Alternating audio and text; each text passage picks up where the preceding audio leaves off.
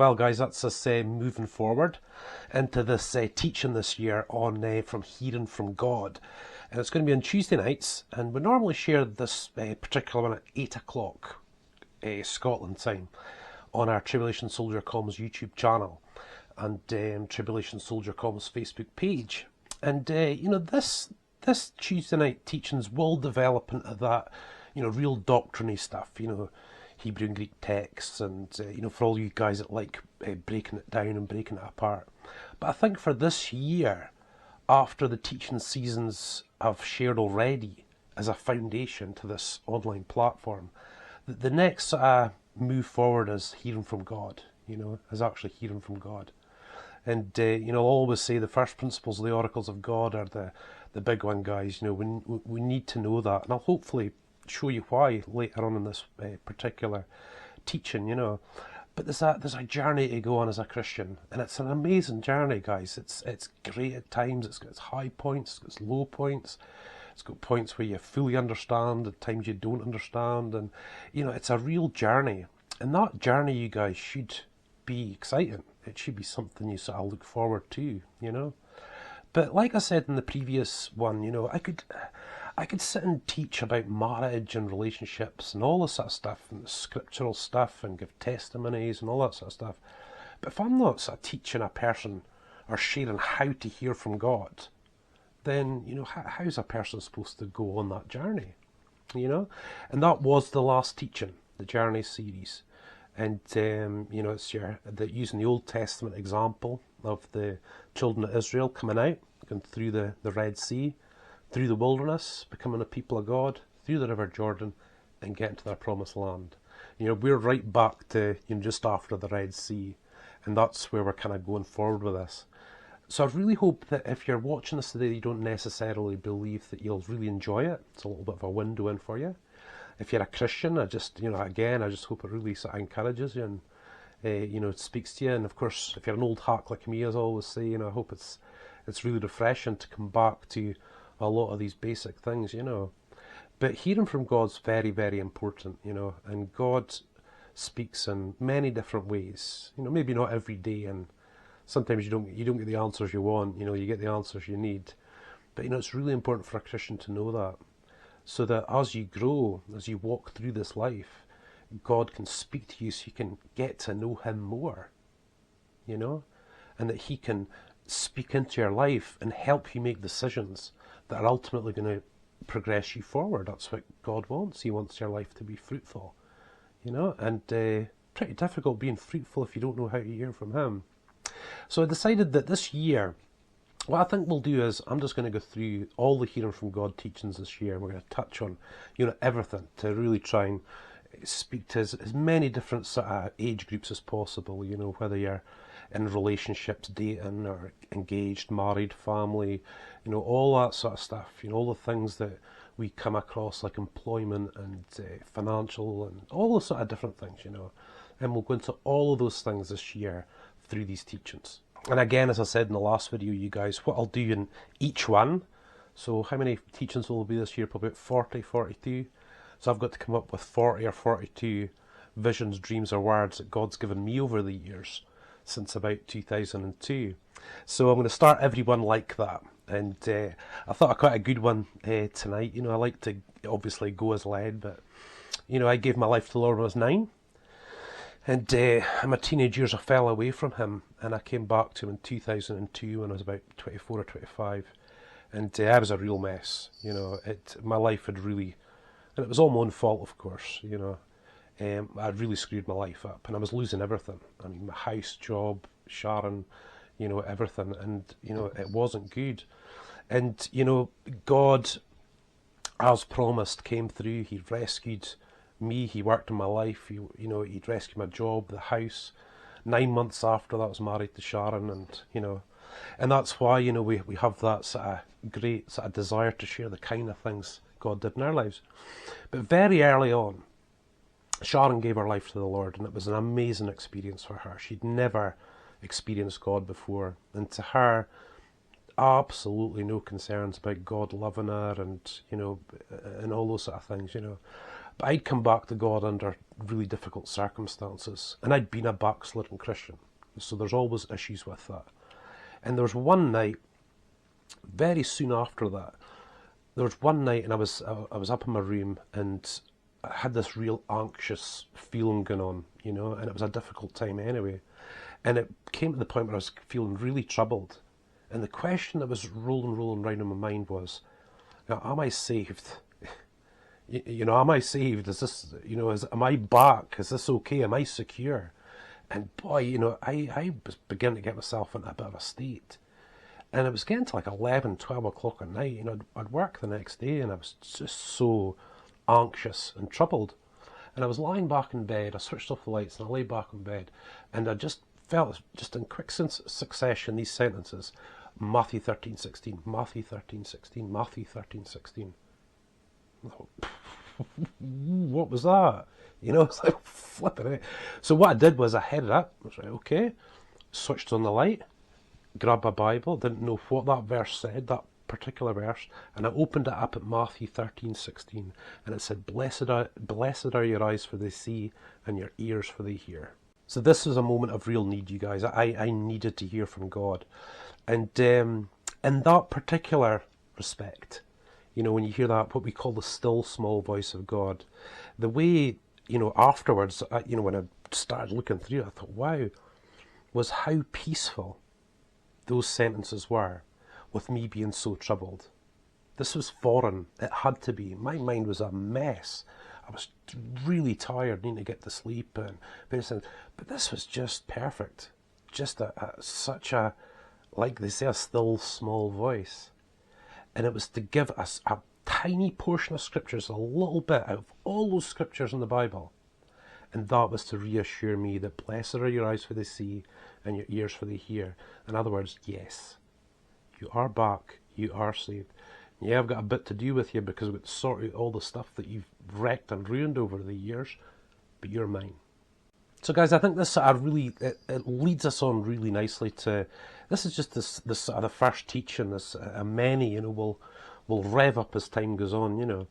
But I think the first teaching always, you know, when it always comes down to it for me is, guys, that each of us as Christians, as to whatever stage we are in our life, we have to believe and understand, because the scriptures assure us of these things, and the Lord shows us these things in life, that He accepts us just the way we are, irrespective of our mindset, irrespective of whether we're being good, whether we're being bad, whether we're being this, whether we're being that, that He accepts us just as we are. Because guys, you know, that you can hear teaching in many respects that say, well, if you do this, God will do that. It's not a line of teaching I'd ever go forward with, not from scriptures, nor from experience. And I've heard people say as well, you know, that if, you know, you're arguing and things are bad, you know, that the Spirit of the Lord, if it was a dove on the roof, it'd be scared away, and all this nonsense. And I've heard these things before, you know. But guys, we have to understand, and we have to fully believe and really have the revelation that God accepts us just for who we are. Guys, our lives can be very difficult at times. Very, very difficult. Everybody goes through challenges. And if I was to think in those moments when I'm maybe being angry or saying the wrong things or thinking the wrong things, that somehow God's going to leave, those are the times I really need Him. I need Him more then than I need Him in peacetime. And guys, if we think that we've got to be something to hear from God, well, that is nonsense, and it goes against the scriptures. And this is the way I want to put it to you guys. When Jesus was on the cross, this is what He said. He said, "It is finished."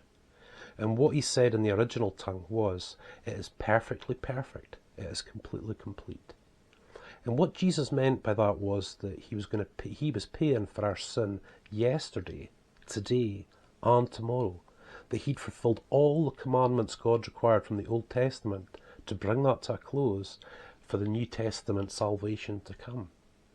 And guys, what we basically say, I know, you know, a lot of you Christians, you'd never really think this or do this intentionally. But when we think that God will do this or God will do that based on our behaviour, what we're basically saying is what Jesus Christ did on the cross wasn't enough. That it was somehow inadequate. for me, for my state, at whatever stage I am in my life. And that is nonsense. We are righteous through faith and faith alone in the cross. I'm a Christian pastor. I'm sitting here preaching to you. This doesn't add anything to my salvation. My salvation is not greater or lesser than anyone else's. Even if you just started on the road, we're all the same. He accepts us all the same. And guys, when we're in our toughest moments, like I was there, you know, a really tough moment, that's when I need him. And it can be those times, you guys, when we're looking for that reassurance from God, that we get that big reassurance from God. He accepts you just the way you are, irrespective of the state you're in. You look to him, he will speak, you know. And of course this year, you know, like I said, we're going to do a lot of teaching about hearing from God and all the different ways, you guys. But for those of you listening, you know, especially if you're a new Christian, and you know, like I always say, if you're a bit of an older Christian, I hope it sort of brings you back to that raw, you know, revelation that Jesus Christ just loves us for who we are, whenever. That never changes. It says in James that there's no variableness in him at all. It doesn't vary from the minute you give your heart to him. We vary. We look at him and think, I wonder if he's this, or I wonder if he's approving of me, or if he's not approving of me. He accepts you just the way you are. And guys, if you've got a life that God needs to sort out, boy oh boy, he will get his hands dirty. I know he's the holy God, there's no dirt in him at all. You know what I mean though? And you know why I know this? It's because he's done it with me, and this adds up with the scriptures. Jesus Christ was born in a manger. He wasn't born in a kingdom. Jesus spent the majority of the time speaking to prostitutes, publicans, sinners. He was in amongst them all the time. And that's the way he is with us, you guys. It's just the same thing. Nothing changes. Jesus Christ came to earth to be the express image of God, to act like God, to speak like God, to show you who the Father was. And that's what you take. He loves you just the way you are. I don't think I can overemphasize this enough, you guys, you know. When I say he has paid for your sin yesterday, today and tomorrow. He has paid for it. And if you're a Christian who's looking to him and whatnot, guys, he's paid for it. You know, he went through all that for you so that you could be free. In other words, you do the sin and he gets the blame for it. It's exactly what it is. Jesus said, you must eat of my flesh and drink of my blood. You must take advantage of my death, or you can have no part with me. You can't connect with me if you're trying to do it all by yourself, or you're worried about this, or you're worried about that. Guys, there's things that God's brought up in my life to deal with, where I've had the worst of thoughts and made the stupidest of decisions while he's been working on my life, where you think in my head, I'm such a sinner. But yet he still speaks. There is no requirement. You put your faith in Christ, he will speak. So I mean, using that little example just earlier, you guys, of the still small voice of God, I just wanted to show you that, you know, out of all the verses in the Word, all the books, all the chapters, the hundreds upon hundreds of pages, God picked out that little one to give me a direct message. And again, guys, it wasn't a booming voice from the sky. It was just a very peaceful impression, with my mind being so chaotic, you know.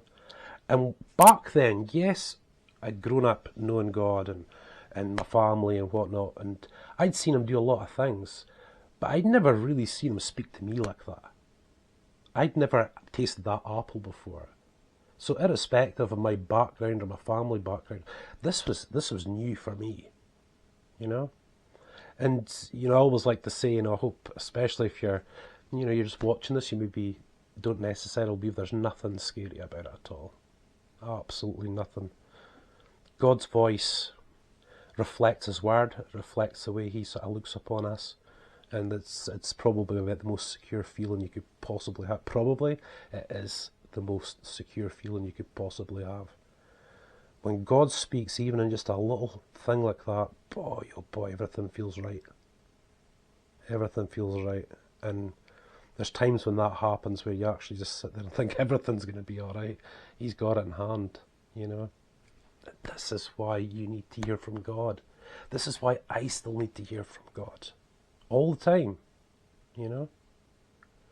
And like I said, you guys, you know, that I don't hear from God every single day of the week, you know.